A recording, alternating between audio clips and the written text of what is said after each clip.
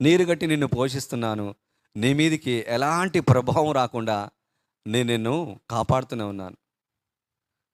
కనుక నువ్వు ఎక్కడ నిలిచి ఉండాలి అంటే దేవుని యొక్క సంఘములోనే నిలిచి ఉండాలి. దేవుని యొక్క సన్నిధిలోనే నిలిచి ఉండాలి. దేవుని యొక్క ప్రేమలో నిలిచి ఉండాలి.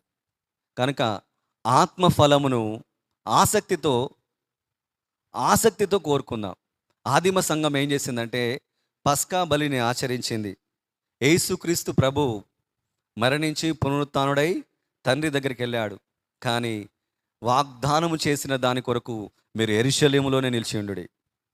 వాగ్దానం చేసిన దాని కొరకు మనం ఎక్కడ నిలిచినామంటే సంఘం అనే యెరూషలేములో నిలిచినాం. హల్లెలూయా.